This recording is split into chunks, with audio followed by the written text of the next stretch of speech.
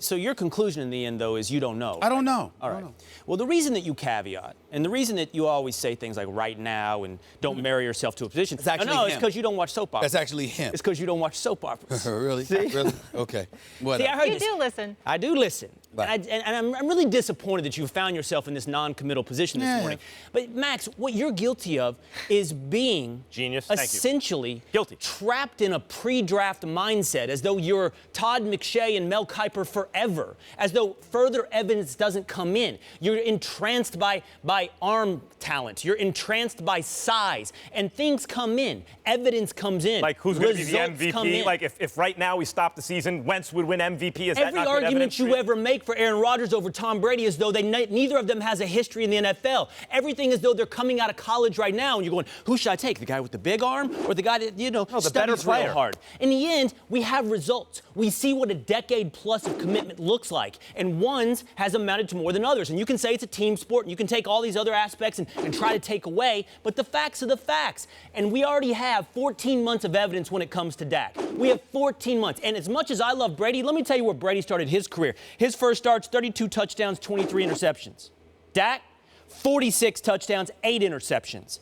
That, my friend, is ahead of any pace anyone could reasonably expect of a rookie I'm a quarterback. huge Dak fan, but Well, we're not playing the your negative assertion, game. But if we are, your assertion that I'm acting as though it's pre-draft, and then you're attributing the success of the team exclusively, essentially, to the quarterback in that equation. Bill Belichick, as I've been saying, as everyone knows, and Nick Saban are different from everyone else. He won 11 games with Matt Castle, Bill Belichick.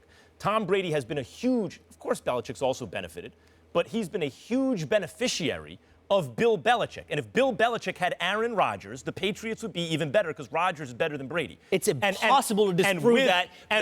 Well, these are all our opinions, obviously, but mine makes sense. And behind that offensive line on Dallas, with Ezekiel Elliott, Wentz, although Dak is great, there's no denying it, will be even better than Dak. And in fact, he's good. Right now, he's the MVP. Here's the and point. He doesn't have that O-line. Here's the point to you saying, Will, you're saying there's no mistakes.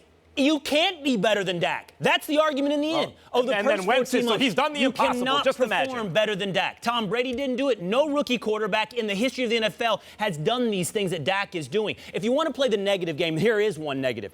Carson Wentz has fumbled the ball, 5 to 7 times so far? Dak, once. The only other negatives he wears this awful color of green, which I can't tell if it's blue-green or green-blue or whatever it is. Everything else is great about Wentz. We were asked this question before this season started, and I took Wentz over Dak precisely because I believe when you isolate for the quarterback value, he was better than Dak, although Dak is great. I'm a huge fan, even though he plays for the Cowboys. But he benefits from last year that line and Zeke and his own greatness, obviously.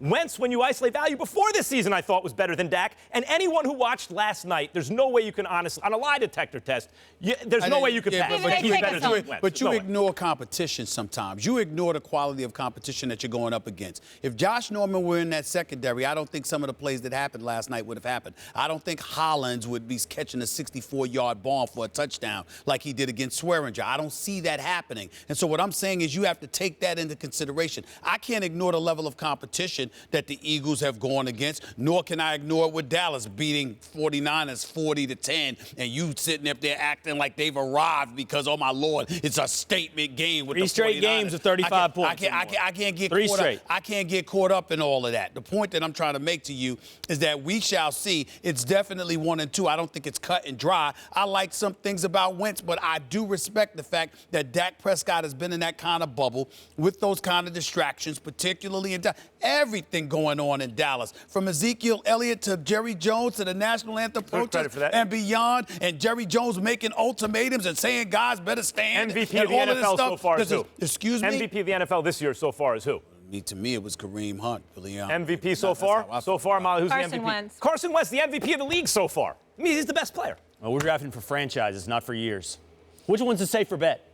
Which one's the safer bet for The conservative pick is Dak Prescott. That's true. Listen, that's the conservative. if you have either of them, you're winning. Can we all just get along? That was very entertaining. I wish I had a snack for it.